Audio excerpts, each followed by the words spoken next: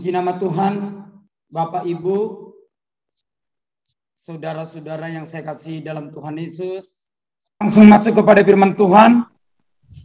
Saya ambil dari satu ayat saja, Roma pasal 8 ayat 28. Roma pasal 8 ayat 28. Saya bacakan kepada kita bersama-sama. Bagi Bapak Ibu atau rekan mahasiswa yang lain, silakan juga boleh sama-sama membacanya. Roma 8 ayat 28, demikianlah bunyi firman Tuhan.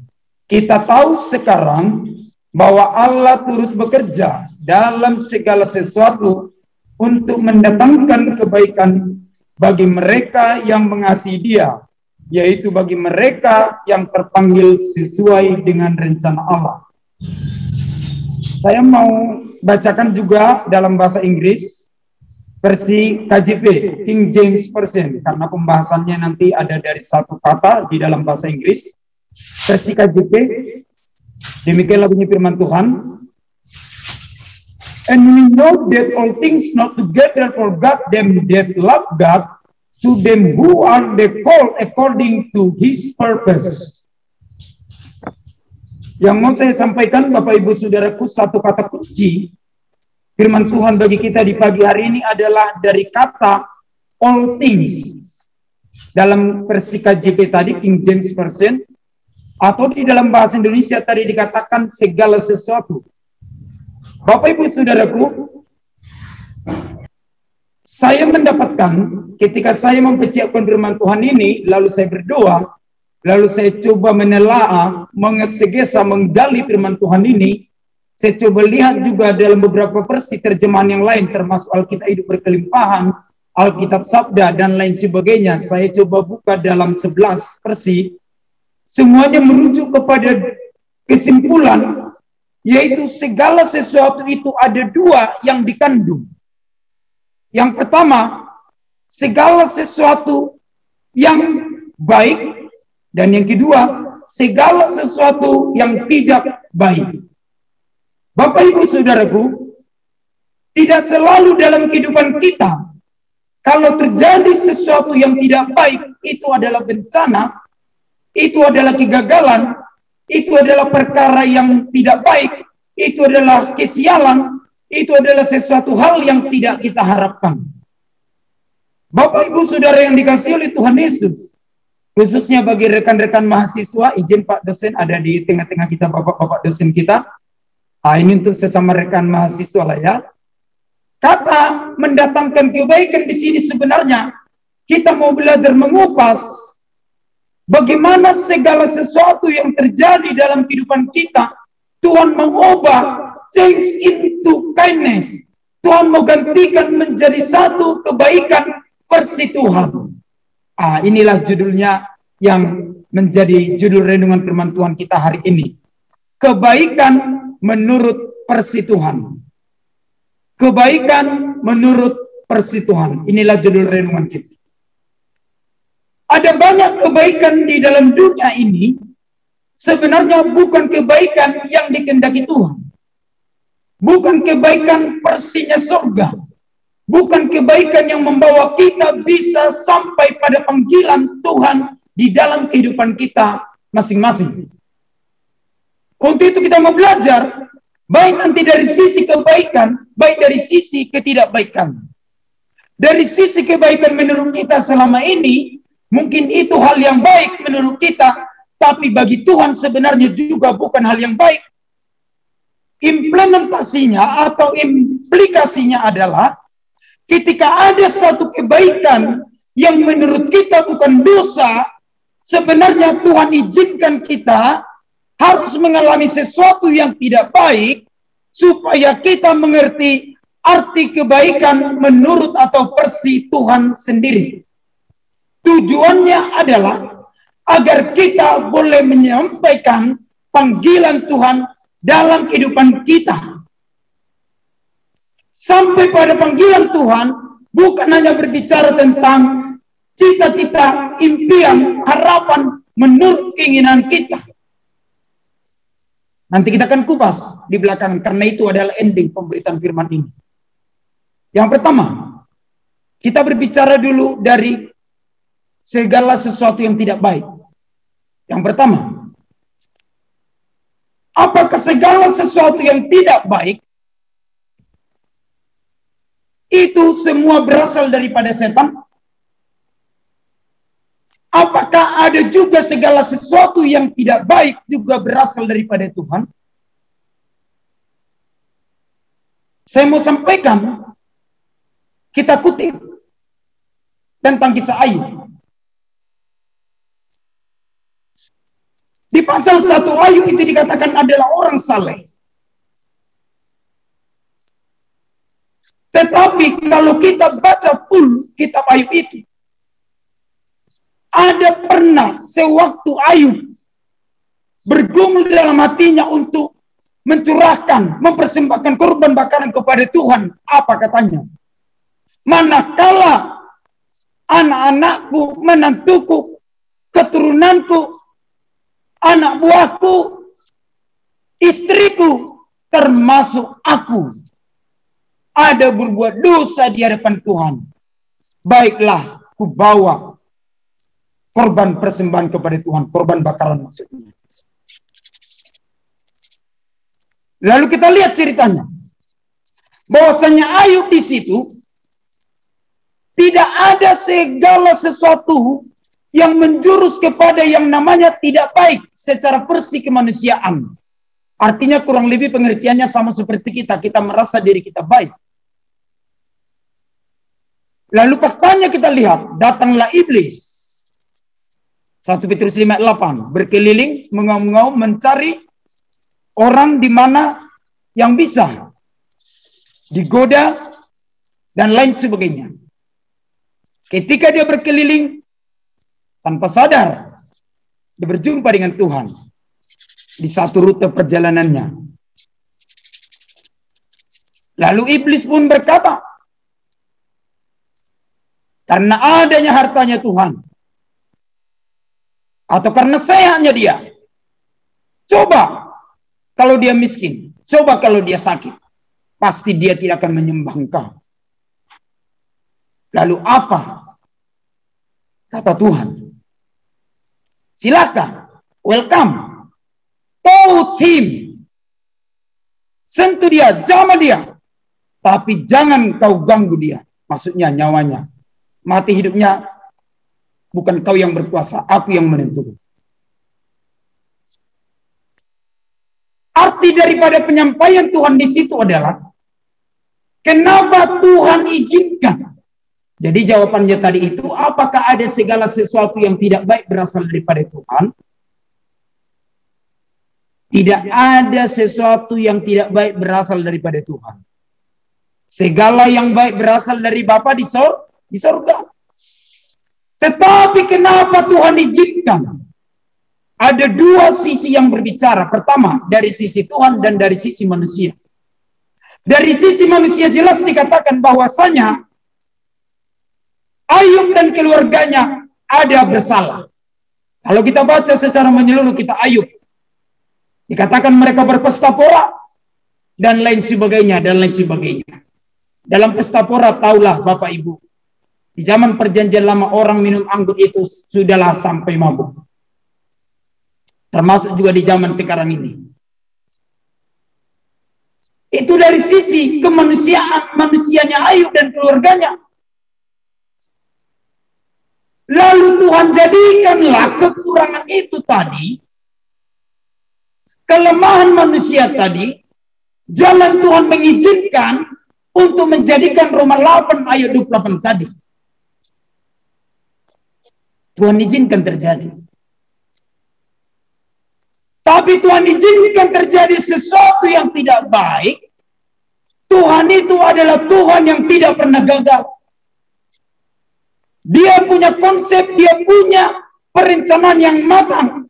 Sehingga ketika Tuhan memulai rencananya yang terbaik bagi setiap pribadi, Tuhan tidak berhenti di tengah jalan.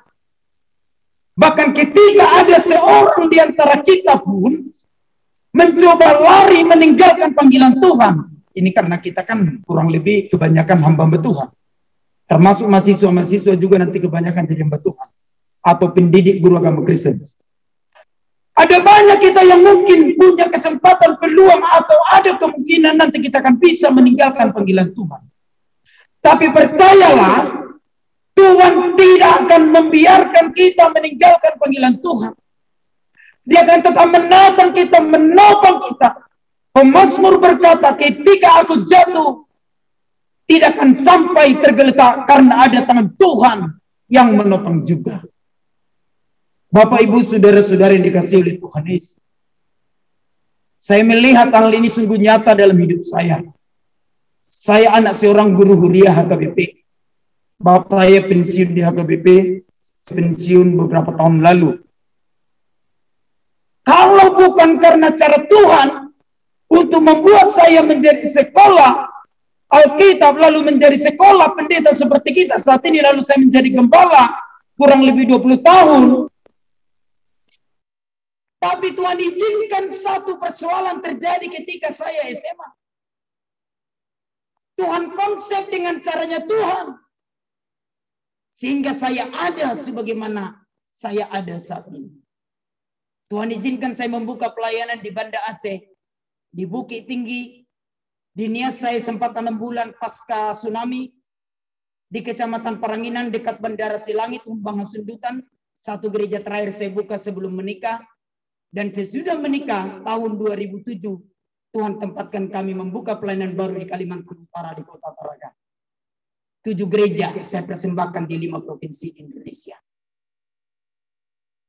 Kalau Tuhan gak mengerjakan konsep, saya tidak akan bisa seperti saat ini.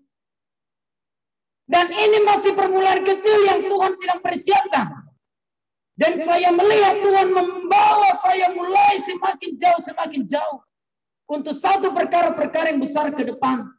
Maka saya coba memperlengkapi diri saya. Apa maksud Tuhan di balik ini semua? Tuhan mulai bawa saya kepada ruang lingkup yang lebih luas. Tuhan mau bawa saya tidak menjadi seperti katak di bawah tempurung. Kelemahan kita para pendeta dan kita anak-anak Tuhan, bahkan kita calon-calon hamba Tuhan. Selalu kadang kita merasa lebih baik, lebih benar daripada yang lain. Sehingga kita lupa meningkatkan kompetensi kapasitas kita sebagai hamba Tuhan, termasuk para pendidik di sekolah tinggi keagamaan Kristen khususnya. Dan saya ada satu kerinduan yang dalam untuk menuju ke sana. Dan Tuhan mulai bawa saya kepada hal itu. Dan saya bersyukur bukan karena saya, tapi karena Tuhan yang ada di saya. Karena Tuhan juga yang ada di dalam hati Bapak, Ibu, Saudara. STT Katarus ini juga bisa ada saat ini. Karena ada maksud Tuhan lewat ketua STT kita, lewat wakil para dosen yang ada di STT Katarus ini. Ada visi misi Tuhan taruhkan di hati mereka. Sehingga melalui pengajaran, pembelajaran, perkuliahan lewat STT ini, ada banyak rekan mahasiswa alumni yang sudah melayani di sebagian besar di Indonesia ini. Dan kebetulan ketika saya bergabung di grup alumni YKS STT Kataros, sebagian besar saya kenal kalau orang Sumatera Utara. Saya tidak tahu, mungkin nggak hadir pada malam hari ini. Bapak Pendeta Hosea, ya, itu saya kenal. Dan beberapa pendeta-pendeta yang lain dari Sumatera Utara. Itulah namanya, kalau kita lihat, expose, flashback, dalam perjalanan kehidupan kita, coba mungkin kita renungkan beberapa 5 detik, 6 detik. Coba kita ingat perjalanan hidup kita sebelumnya, termasuk mahasiswa yang di asrama saat ini. Mungkin coba ingat bagaimana kehidupan kita sebelum saat ini.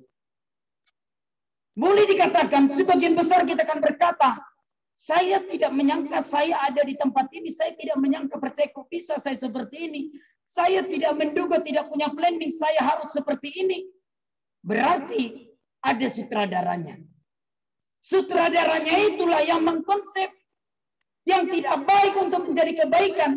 Kebaikan menurut versi kemanusiaan kita supaya menjadi kebaikan menurut versi Tuhan.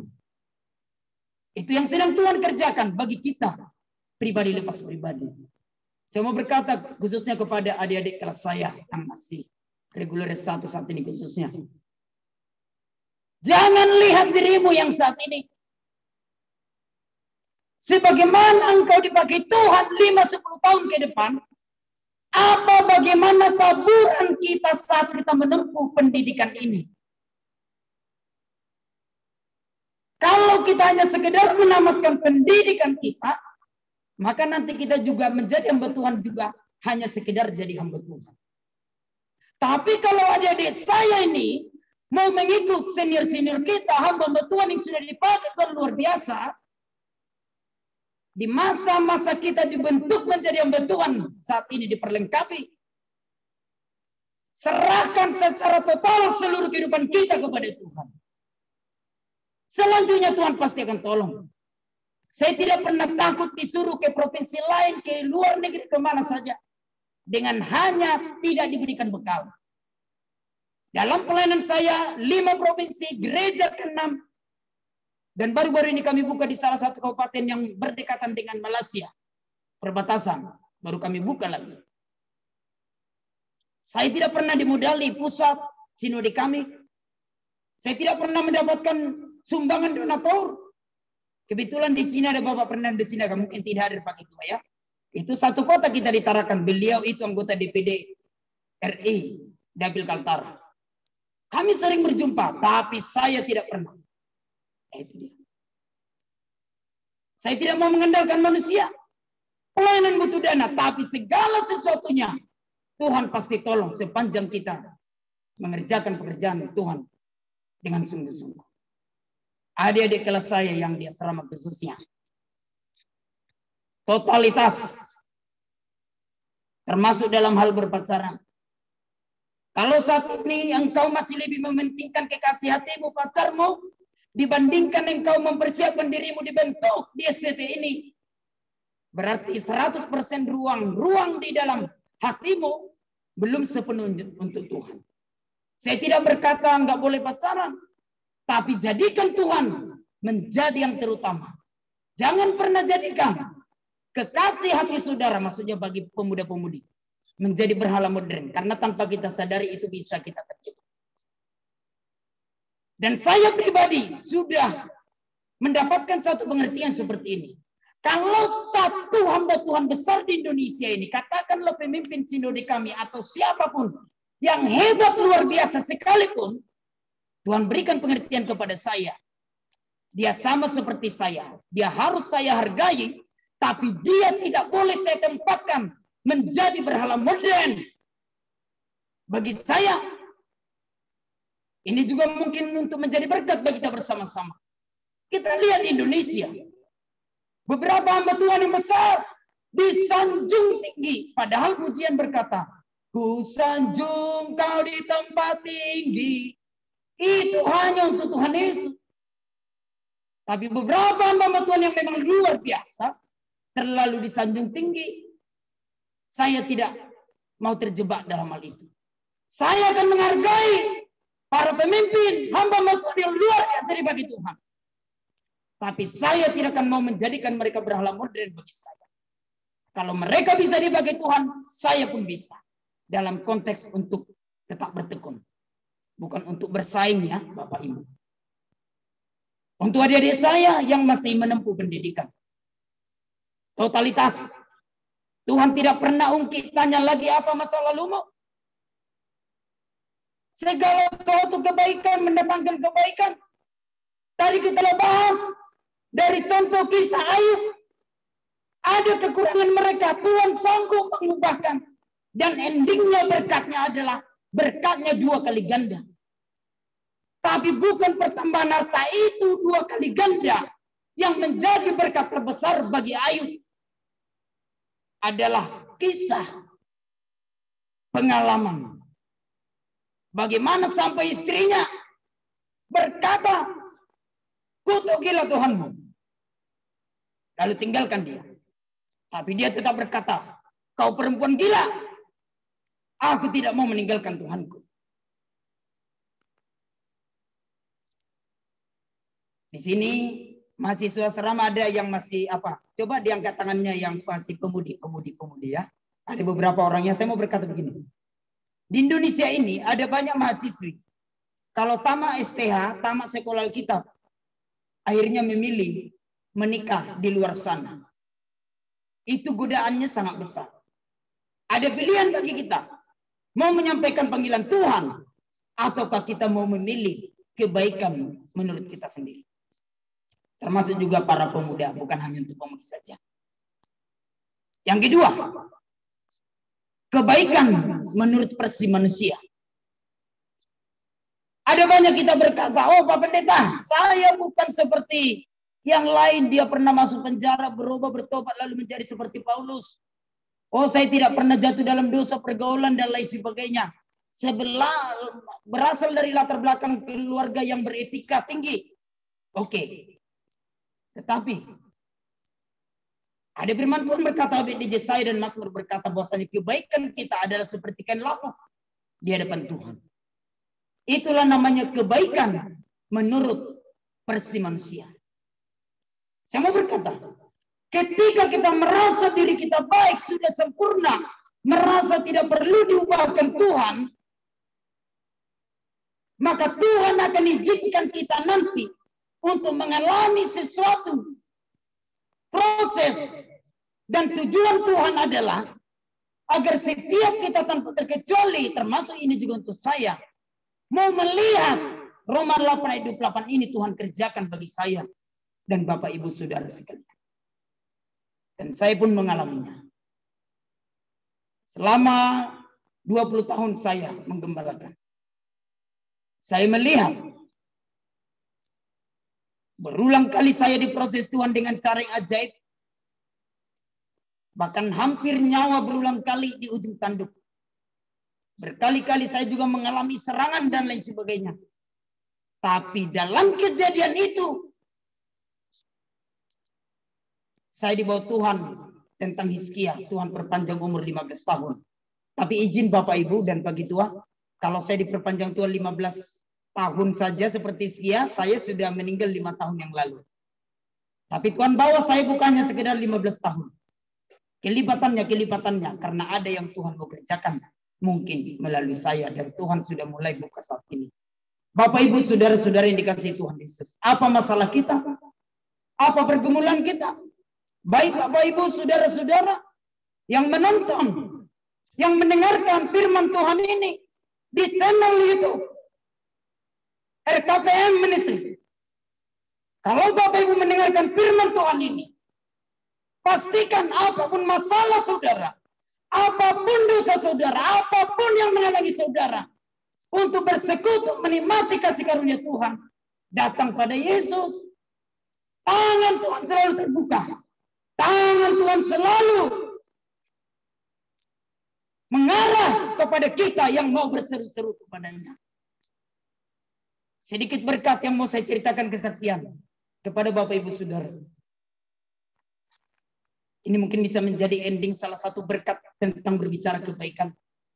Di masa pandemi ini kebaikan Tuhan dari situasi pandemi ini yang Tuhan kerjakan bagi kami adalah, sebelumnya dalam ibadah kami setiap minggu, selalu kami punya visi satu jiwa baru berdamai terima Yesus setiap minggu. Minimal satu. Dan beberapa kali gagal, beberapa kali juga hari minggu bisa 2-3 jiwa baru terima Yesus. Altar call datang kepada Yesus. Lalu, berarti katakanlah satu tiap minggu, berarti kami hanya bisa melayani 4 jiwa saja. Bertobat lahir baru, terima Yesus tiap minggu. Lalu melalui pandemi ini yang saya tangkap. Kairosnya Tuhan, waktunya Tuhan ada. Disinilah kita mau melihat, apakah karena masa pandemi ini mempengaruhi ekonomi, mempersulit keadaan, mempersulit penerbangan, kita jadi mempersalahkan situasi. Kalau kita hanya mempersalahkan situasi, maka berkatnya hanya berkat situasi saja bagi kita. Yang sebelumnya kacau jadi baik. Tapi kalau Bapak Ibu saudara-saudara, termasuk para penonton YouTuber RPKM Ministry, mari kita lihat Roma 8:28 ini di masa pandemi apa berkatnya. Mendatangkan kebaikan dalam segala hal. Dalam pelayanan kami di Tarakan, ibadah minggu kami dengan segala fasilitas yang terbatas, saya sesuai nama saya Henry Manurung. Ibadah kami tatap muka sekaligus disiarkan sudah 6 bulan. Menuju 7 bulan. Secara live streaming. Dan yang mengikuti ibadah kami ada di 16 provinsi. Jadi jemaat saya bukan hanya di Tarakan, ada di 16 provinsi Bapak Ibu. Dan dalam setiap minggunya, laporan jiwa-jiwa baru yang menerima Yesus sudah kami doakan secara online. Rata-rata di atas 20 petobat baru terima Yesus setiap minggunya. Pernah 39, pernah 51, tapi di atas 20, 21, 23, 32.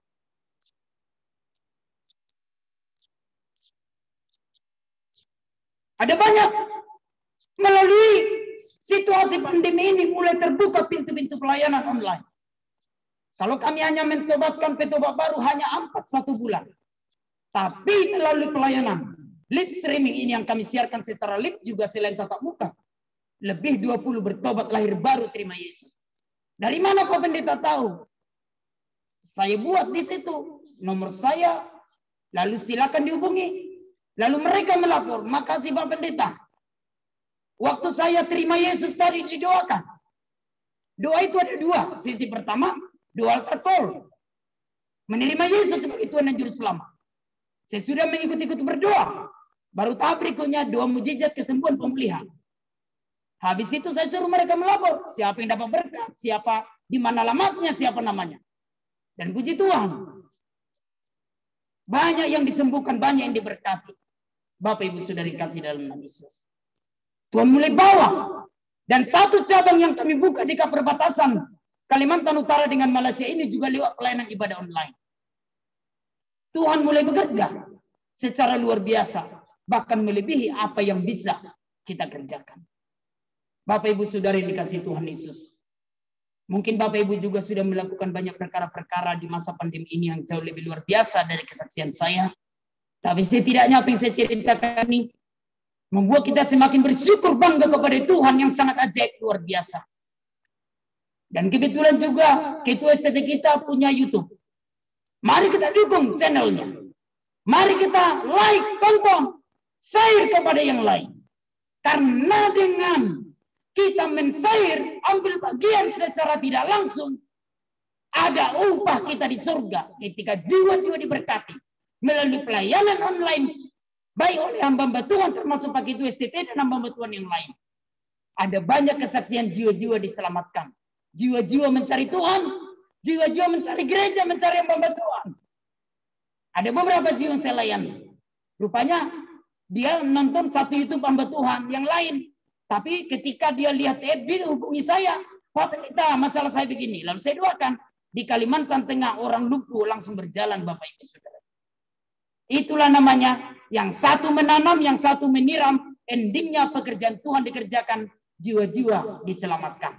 Bapak Ibu Saudara yang dikasihi Tuhan Yesus. Saya percaya semua kita saling melengkapi dalam pekerjaan Tuhan ini. Saling mendukung satu dengan yang lain. Saling melengkapi satu dengan yang lain. Untuk memperluas pekerjaan Tuhan melalui kehidupan dan pelayanan kita masing-masing. Demikianlah berkat firman Tuhan yang bisa saya sampaikan. Sekali lagi saya mau mengingatkan kepada Bapak Ibu. Jika menonton siaran firman Tuhan dan doa fajar nanti di YouTube yang sudah ditayangkan oleh Bapak Pendeta Dr. Adolf Bastian putar-putar di channel YouTube. Mari ikuti firman Tuhan ini. Mari cari hamba Tuhan, cari gereja, cari Tuhan. Datang kepada Tuhan dan terima Yesus sebagai Tuhan dan Juru Selamat. Maka hidupmu pasti akan diobatkan Tuhan. Demikian firman Tuhan. Tuhan Yesus memberkati. Mari kita bersyukur dan berdoa. Terima kasih Tuhan. Hamba-Mu sudah sampaikan kebenaran firman Tuhan. Biarlah firman Tuhan yang singkat dan sedikit kesaksian yang sederhana ini Tuhan kiranya boleh memberkati kami semua tanpa terkecuali. Supaya kami semakin menyala-nyala untuk melayani pekerjaan Tuhan. Tidak terbatas sekalipun masih pandemi. Kami akan kerjakan pekerjaan Tuhan sesuai dengan bidang apapun. Jalan-jalan. Fasilitas-fasilitas yang Tuhan sudah mulai buka. Sehingga pekerjaan Tuhan semakin dikerjakan luar biasa untuk kemuliaan bagi nama Tuhan. Dalam nama Yesus kami berdoa. Terpujilah nama-Mu, syukur Tuhan. Haleluya.